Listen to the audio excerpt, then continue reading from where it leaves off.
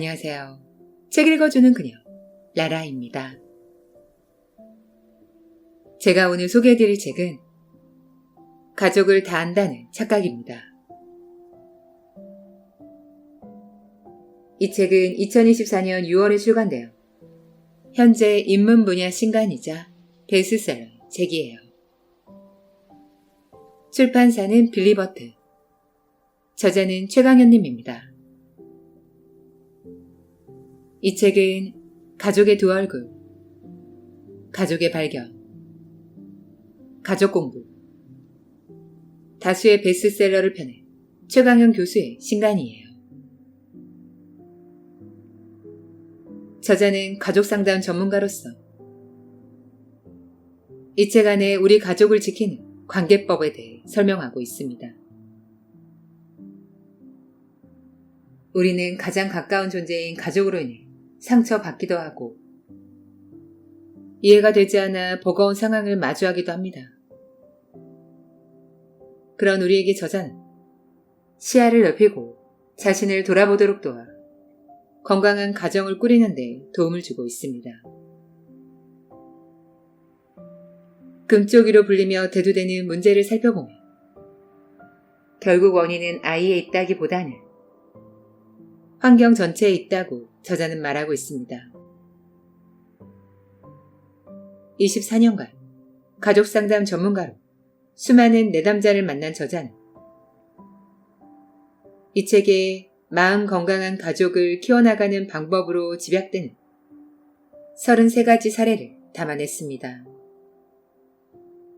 또 바른 아이로 키우기 위해서 부모가 자신의 삶과 뿌리를 돌아보며 상처를 극복하는 과정이 필요하다고 조언해줍니다. 저는 이 책을 보면서 가족에 대한 고민의 해답을 찾을 수 있었어요. 저 자신을 돌아보고 넓은 시야로 가족을 이해할 수 있도록 현실적인 솔루션을 담고 있는 인생책이에요. 그럼 저와 함께 우리 가족을 지키는 관계 공부를 만나시러 책 속으로 들어가 보실게요.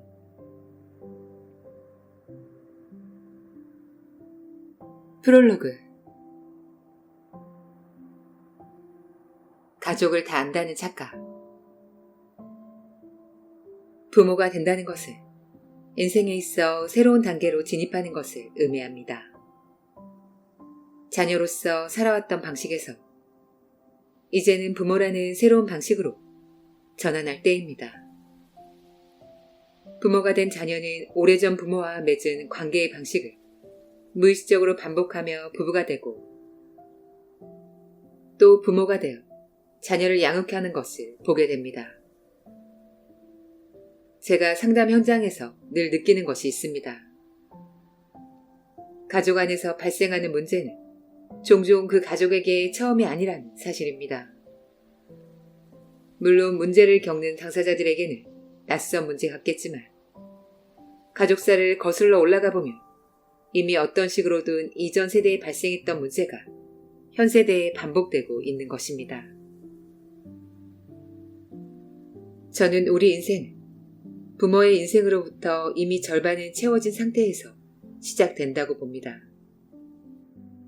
어떻게 배우자를 선택하고 소통할지, 어떻게 목표를 달성할지, 어떻게 내면의 불편함을 다루고 해결할지 등 수많은 부분에서 우리는 부모에게서 영향받은 방식대로 살아갑니다. 결혼 후 오히려 불행하다고 느끼는 이들의 상당수는 원인을 배우자나 자녀에게 돌립니다. 그러나 그 문제 안으로 들어가면 부모로서 자신의 삶이 행복하지 않은데 이유가 있습니다. 행복을 위한 근본적인 변화를 얻으려면 좀 더 냉정하게 현재 나의 상황을 볼 수 있어야 합니다.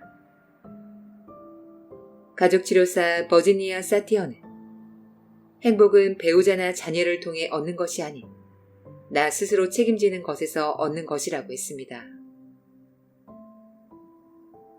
불행의 책임은 상대편으로 돌리고 상대편의 변화만 바라며 안타깝지만 행복을 얻을 수 없습니다. 그러면 어떻게 해야 할까요? 일종의 가족관계의 1+1을 알아차리는 것이 필요합니다. 상대방에 대한 실망과 미숙으로 인한 불행감이 1이며 나머지 1은 내 안에 있다는 사실을 알아차리는 것입니다. 1+1이라는 사실을 알아차리면 좀 더 상대에게 관대해지게 되고 이것은 관계 안에 순기능의 작용으로 이어집니다. 부모가 자신을 알아야 하는 것처럼 부모로서 자녀에 대해서도 알려고 노력해야 합니다. 아이가 모든 것에 미숙하고 처음인 것처럼 부모도 부모가 처음이기 때문입니다. 부모는 아이의 기질, 아이의 욕구, 아이 발달에 대해 알아야 합니다. 아이를 대할 때 어른의 시간이 아닌 아이 입장이 되어야만 아이를 이해할 수 있습니다. 부모가 아이를 알고 이해할수록 실수 없이 아이의 성장을 도울 수 있습니다. 아이에 대해서 알면 알수록 아이는 더 잘 성장할 수 있습니다. 아무쪼록 여러분이 앞으로 펼쳐질 자녀, 부모, 부부, 가족의 이야기에서 긍정적인 에너지를 얻길 바랍니다.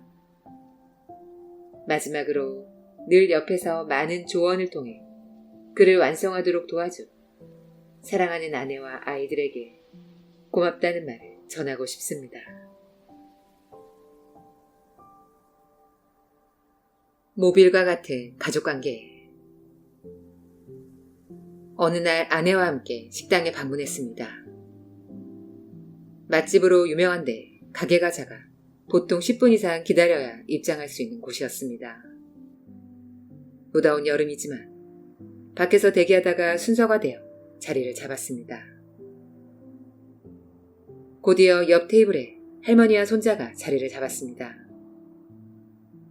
그런데 기다리다가 지친 아이가 짜증을 내고 소리를 지르며 테이블 사이를 마구 돌아다니기 시작했습니다. 무더운 날, 아이의 거침없는 행동은 손님들에게 커다란 스트레스로 다가왔습니다. 아이의 할머니는 어찌할 바를 몰라 허둥대고 있었습니다. 우리는 아이가 소란이나 말썽을 일으키며 당연히 아이의 문제라고 생각합니다. 따라서 문제 해결 역시 아이의 행동을 수정하는 것에 초점을 맞춥니다. 하지만 아이의 말썽이 일정하게 반복된다면 이것은 아이만의 문제로 보기 어렵습니다. 아이의 양육자, 그리고 이들을 둘러싼 환경의 상호작용을 살펴보아야 합니다. 예를 들어 할머니를 주 양육자로 두고 부모와 단절되어 지내면 할머니가 아무리 헌신적으로 아이를 돌보더라도 아이는 늘 결핍을 느낍니다. 모빌 이론은 부모와 자녀의 관계를 설명하는 개념입니다. 아기 방에 달린 모빌의 한 부분을 툭 건드리며 전체가 움직이듯이 부모와 자녀는 서로에게 아주 긴밀한 영향을 미칩니다. 특히 아이는 환경에 민감하게 반응합니다. 자녀는 부모의 행동과 감정을 모빌처럼 따라합니다. 부모와 자녀 사이의 감정은 강한 전염성을 가집니다. 부모의 감정만 자녀에게 전염되는 것만이 아니라 자녀의 감정 역시 부모에게 전염되는 것입니다. 따라서 부모 자녀로 구성된 가족은 하나의 감정 덩어리처럼 작동합니다. 각자의 감정이 있지만 공통으로 가진 감정도 있으며 이것은 모빌처럼 가족 전체적 차원에서 작동합니다. 모빌이 흔들리며 수평을 유지하는 것처럼 가족 안에도 언제나 균형을 유지하려는 원심력이 있습니다. 부모와 자녀 사이에 불균형이 발생하면 그것을 수평으로 되돌려 유지하기 위해 다른 부분에서 그만큼의 불균형이 필요로 합니다. 이러한 관점에서 보면 어려움을 일으키는 말썽꾸러기도 아이 자체의 문제라기보다는 가족의 균형을 맞추는 행위일 수 있습니다. 어느 날 갑자기 등교를 거부하는 초등학생 딸을 둔 부부가 상담실에 찾아왔습니다. 아이는 최근 교사에게 꾸중을 들은 것 말고는 딱히 등교를 거부할 동기가 없는 것처럼 보였습니다. 등교를 거부하는 아이들의 공통점은 불안도가 매우 높다는 것입니다. 이 아이에게서도 높은 불안감을 확인할 수 있었습니다. 불안도가 높은 아이들을 둔 가정은 대개 부모나 다른 가족 구성원의 불안 역시 높을 가능성이 큽니다.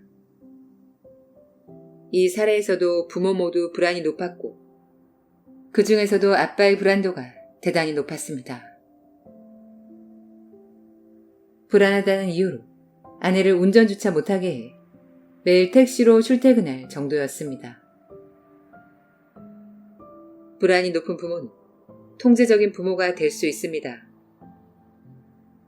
불안을 가장 자주 많이 일으키는 대상이 자녀이기 때문에 이를 통제하는 것입니다. 이는 자녀를 위한 것이 아니라 자신의 불안감을 완화하기 위한 것입니다. 자녀를 통제하며 그 과정에서 긴장과 갈등이 만들어져 아이가 대단한 스트레스를 받게 됩니다. 또한 통제적 양육 속에서 자란 아이는 부모의 높은 불안감을 그대로 물려받습니다. 통제를 따르면서 부모의 과다한 불안을 자기 안에 받아들이기 때문입니다. 아이의 불안이 높아지면 부모와의 갈등은 상대적으로 줄어듭니다. 하지만 아이는 과도한 불안감으로 인해 쉽지 않은 하루하루를 겪습니다. 이 사례에서 아이는 학교에서 스트레스를 받을 때마다 과도한 긴장과 불안을 겪었습니다. 갑자기 등교를 거부한 것이 아니라 끝내 그 결과가 나타난 것입니다. 모빌 같은 가족 관계에서 아이가 문제 행동을 하거나 마음에 병이 드는 것은 아이가 가족 전체와 연결되어 있기 때문입니다. 단지 어른에 비해 솔직하고 단순해서 문제가 직접적으로 드러날 뿐입니다. 아이를 둘러싼 가족 환경을 보면 아이의 행동 배경을 알 수 있습니다. 따라서 문제 해결을 위해서는 가족이 어떻게 상호작용하는지 살펴봐야 합니다.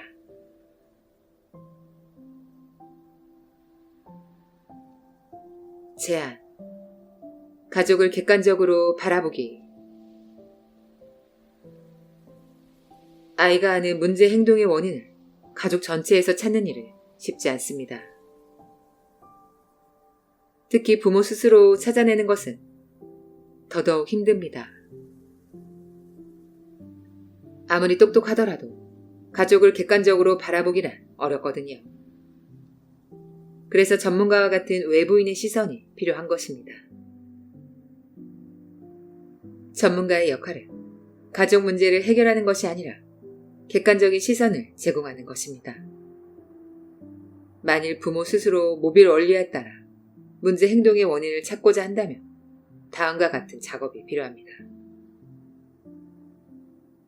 먼저 인형이나 동전 등 가족 구성원 수만큼 가져와 가족에 대입해 봅시다. 그리고 여러분의 마음속에서 느껴지는 대로 가족의 자리를 배치해 보세요.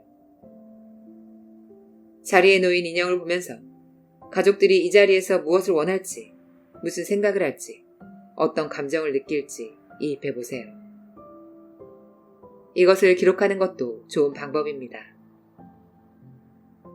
그 다음으로 우리 가족에게 어떤 변화가 필요한지 생각해 보세요. 특히 문제를 일으키는 아이의 입장에서 아이가 어떤 변화를 원할지 생각해보고 아이가 원할 가족의 모습으로 인형을 다시 배치해 보세요. 아이는 어떤 느낌, 어떤 변화를 원할까요? 그리고 그렇게 변화하기 위해 우리 가족에게는 어떤 대안이 필요할까요? 이러한 과정을 통해 아이의 시각으로 객관화하여 상황을 바라볼 수 있습니다.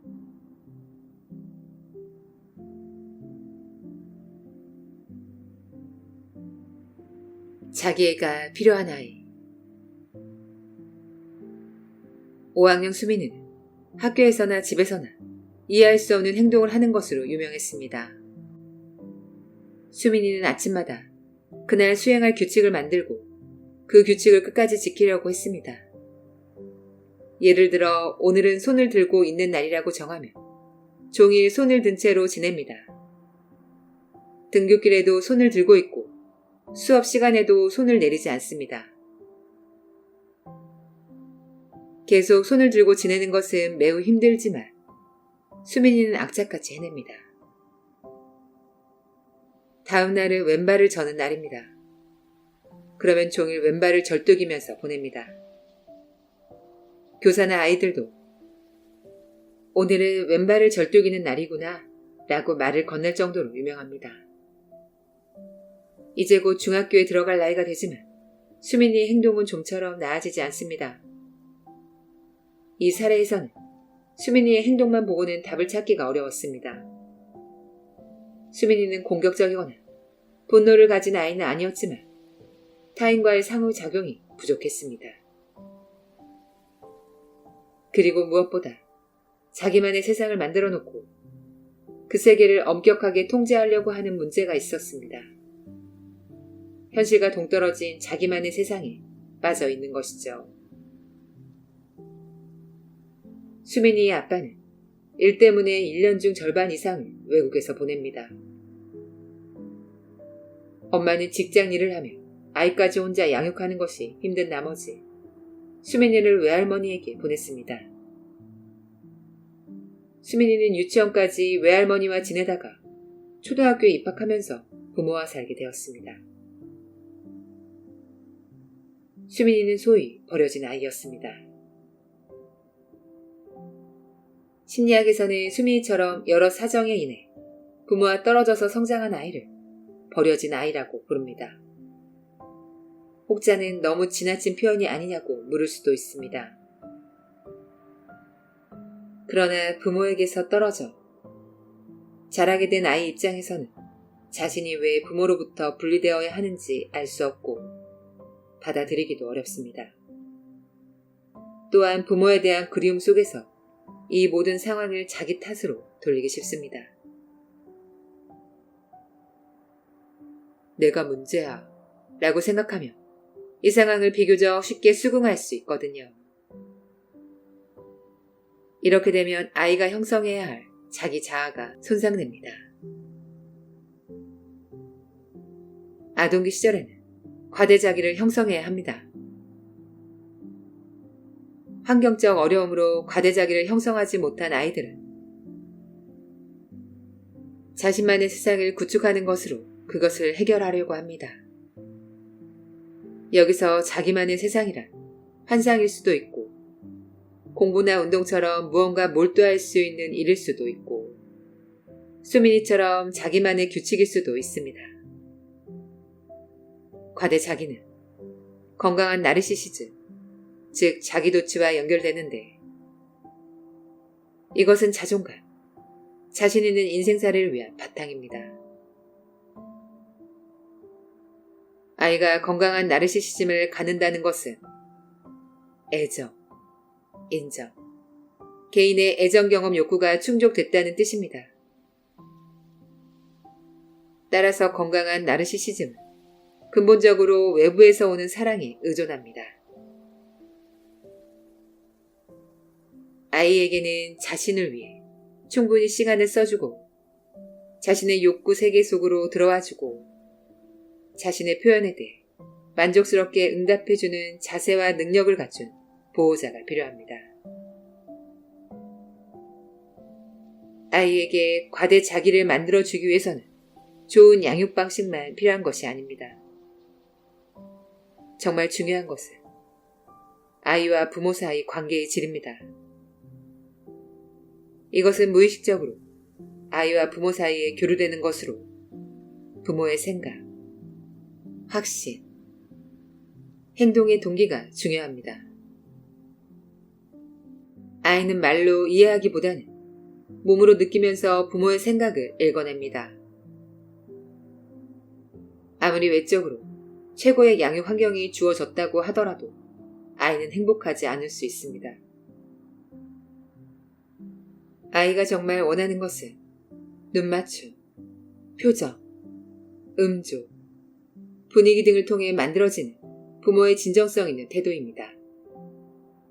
아이를 돌보는 부모가 심각한 부부 갈등에 놓여 있거나 경제적 위기를 겪고 있거나 또는 직업적으로 매우 바쁘거나 부모가 되기를 원하지 않아 아이에게 집중할 수 없는 환경인 경우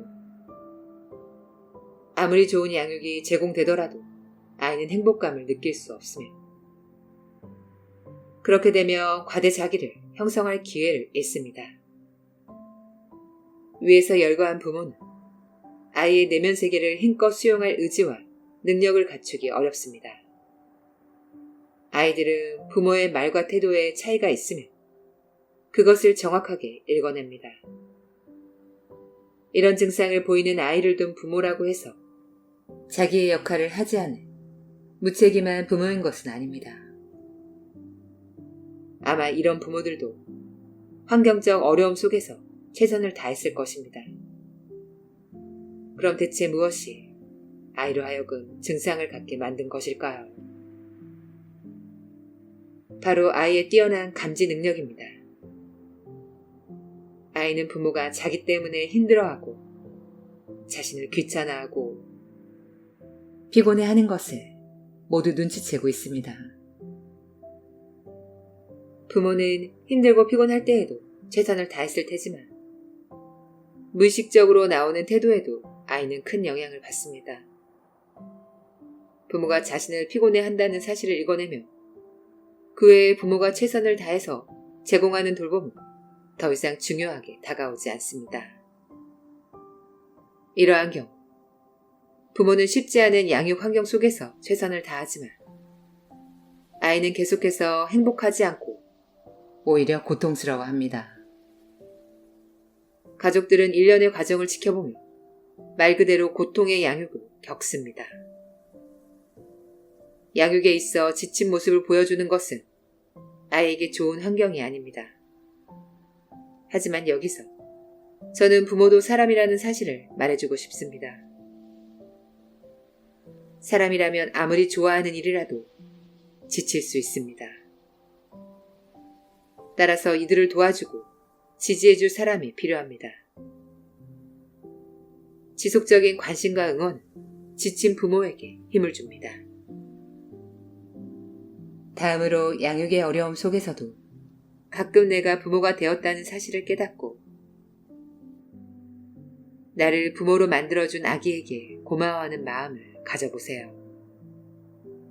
아기가 조금씩 움직이고 말을 배우고 성장하는 모습을 신기해하고 감탄하는 마음의 여유가 필요합니다. 지금까지 책 읽어주는 그녀 나라였습니다. 오늘도 끝까지 들어주셔서 감사드려요. 우리 구독자님들, 벌써 6월의 마지막 주예요. 상반기 계획했던 일들은 잘 진행되고 계신가요? 다가오는 7월. 다시 한번 2024년 1월의 마음으로 다시 시작해 보시길 권해드립니다. 저는 항상 여러분을 응원합니다. 아시죠? 사랑합니다.